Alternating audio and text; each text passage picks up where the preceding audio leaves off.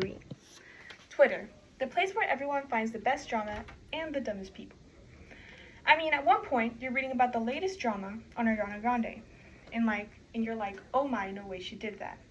Then you're seeing the most random video of someone doing the dumbest thing ever. But one scroll too far can change your entire mood. One scroll too far and you're brought back to the reality of what the world is like. August 5th, 2023. I see the story of yet another act of gun violence with 9-year-old Sarabi Medina.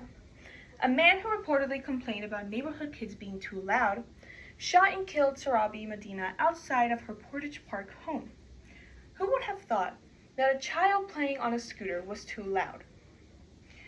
Sarabi's father and his wife, Sarabi's mother, was also previously shot and killed in Austin, Texas in 2018.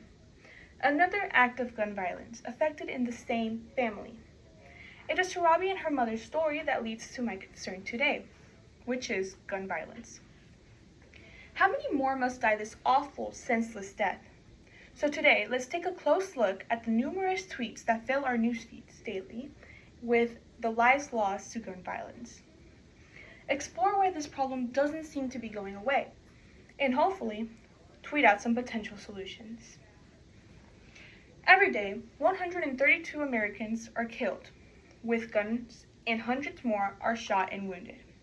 That means that every 11 minutes, families and communities across the country are forever changed by gun violence, says Nick Wilson from AmericanProgress.org. Gun violence is the most common way of death in the United States, and they don't seem to be doing anything about it.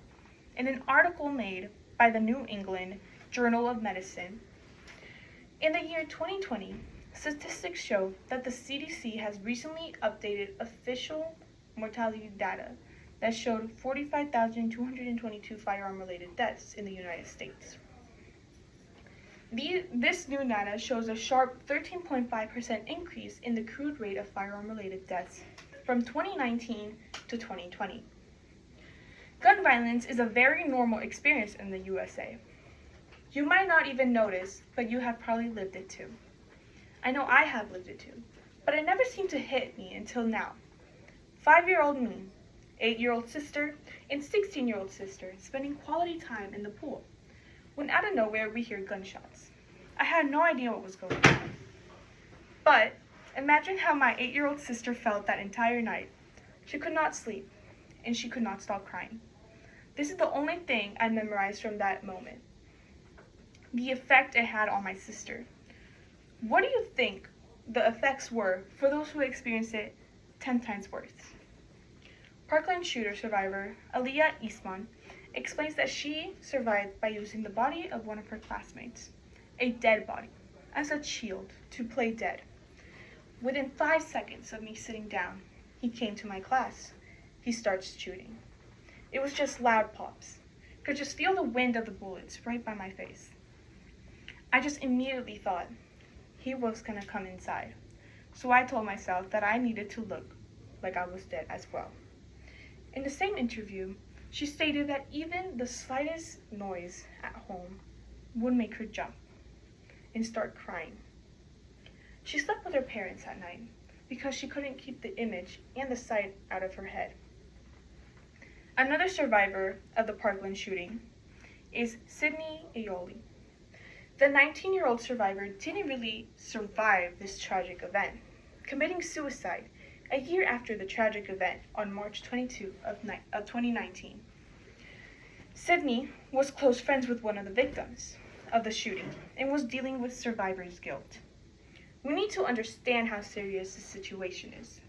Sometimes people listen, but do not act on it. These aren't the only concerns too. Law enforcement doesn't seem to answer quickly. Now, my story might sound dumb compared to this, but it still counts. Imagine coming back home from vacation. You go to your home, you check around the house, and you find a bullet stuck in your bathtub. We called the cops and they did nothing but pretty much confirm that it was indeed hit by a bullet. My mom was angry, and rightfully so, not only because she had to pay for the bathtub with her own money, but also because she thought, what if one of my daughters were in the bathtub and got hit? All well-known event where law enforcement wasn't quick to respond was the Robb Elementary shooting in Uvalde, Texas, where they took 77 minutes to enter classrooms 111 and 112. Now, what are the responses and solutions to this situation? Well, at this moment, it seems to be the same thing we have been asking for since the spark of gun violence. We ask and keep pushing for and demand for better gun laws in our country. But is Congress really listening to us? In June 2022, a month after the Robb Elementary School massacre in Uvalde, Texas, the bipartisan Safer Communities Act is passed. The law includes $750 million to help states implement so-called red flag laws to remove firearms from people deemed to be a danger to themselves or others as well. Other violence, and also as well for other violence prevention programs. It also provides funding for a variety of programs aimed for the shoring up of the nation's mental health apparatus in securing schools. It enhances background checks on gun buyers under the age of 21 and closes what is known as the boyfriend loophole. So individuals in serious dating relationships who are convicted of domestic abuse will be prevented from purchasing a gun. But other tougher restrictions are taken off the table as part of negotiations with conservatives, including raising the minimum age to buy an assault-type weapon, mandatory waiting periods for all gun sales, and universal background checks. But did this really do anything? In 36 states, there are no legal requirements for gun registration, no permit needed, and no license necessary to purchase and own a firearm. We need to enforce these laws that are being passed for our own safety, or we'll never see the end of this chain of gun violence. Now, whether it's a day at the pool or a bullet in your bathtub, we need to learn the issues of gun violence that affects our lives daily and our country, so that later we can feel safe taking our children to the store with us, taking their children to school, and well, apparently let them play outside without the fear of their lives ending.